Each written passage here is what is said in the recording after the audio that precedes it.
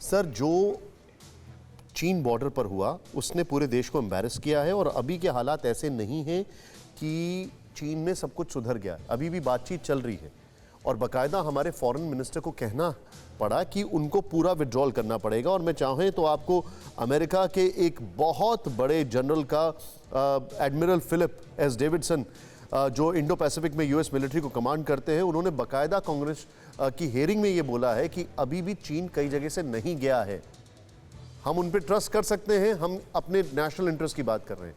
उन्होंने हमें बैकस्टैब किया है, लेट्स एक्सेप्ट इट, और हमारे विड्रॉल के बाद भी बैकस्टैब किया है।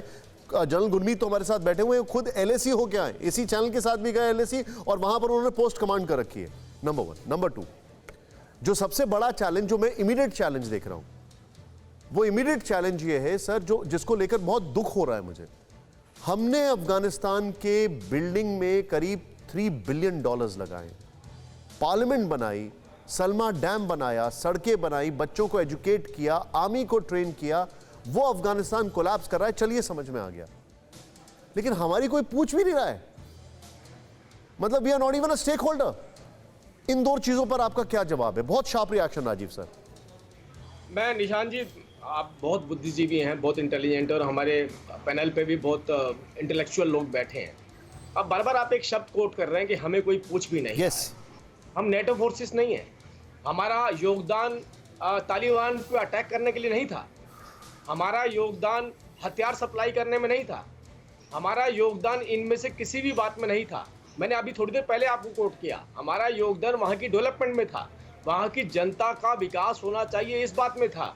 वहाँ पर तालिबान है या अफगानिस्तान की सरकार है, भारत का रोल वहीं का वहीं है जहाँ पे हमारा रोल था। लोगों के, दूसरे देशों के रोल बदल गए। पाकिस्तान ने आतंकवाद सप्लाई करना शुरू कर दिया। मैं देखिए, ओके, पॉइंट टेकन, लेकिन मैं अब आपकी जानकारी के लिए एक चीज बता दूं। 2019 में चाइना ने उस व्यक्ति से मुलाकात की, तालिबान के, जो तालिबान का अगला वाइस प्रेसिडेंट बनने जा रहा है अभी तक की लिस्ट के अनुसार, या फिर वो प्राइम मिनिस्टर बनेगा। मुल्ला, जो उसका नाम है, मुल्ला बरदार जो उसका नाम है, वो बनने जा रहा है। चाइना ने हमसे एक कदम आगे ले लिया। खैर, बहरहाल, अब मैं सुरेंद्र सर के पास आऊंगा। सुरेंद्र सर, इन्होंने 2 काउंटर दिए। पहला कि देश को एक साथ किया है, नॉर्थ ईस्ट को कोई सुनता नहीं था।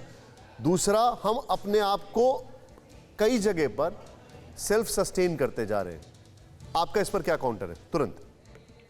बहुत मैं प्रिसाइसली बात करूंगा। नॉर्थ ईस्ट को अगर कोई सुनता नहीं था तो नागालैंड का, सॉरी, मिजोरम का समझौता एमएनएफ के साथ, लालडेंगा के साथ किसने किया? ललथान आउला साहब को हटा करके लालडेंगा साहब को चीफ मिनिस्टर बनाया। 1984 से लुकिस्ट हम लोग की जो पॉलिसी थी बाकायदा वहां के डेवलपमेंट के लिए किसने किया? बोडोलैंड का समझौता किसने? देखिए, ये सारी बातें ये कहने के लिए बहुत अच्छी लगती हैं।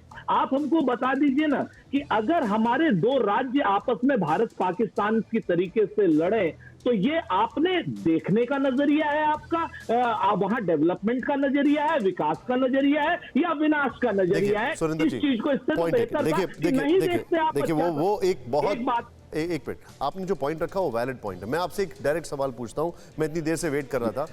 आपने समिट लेवल की बात की, लेकिन आप क्वाड भूल गए सर, आप क्वाड भूल गए। क्वाड इस देश की सबसे बड़ी ताकत बनता जा रहा है और चाइना के लिए सबसे बड़ा टेंशन बनता जा रहा है। और इसी क्वाड पर जब आपकी सरकार थी तब से काम चल रहा था, लेकिन अब फाइनली भारत मालाबार एक्सरसाइज भी कर रहा है, जो कि पहले नहीं करता था। नंबर 1। नंबर 2, 2012 जनवरी की बात है, ऐसा ही माहौल था जैसा अभी है 15 अगस्त की।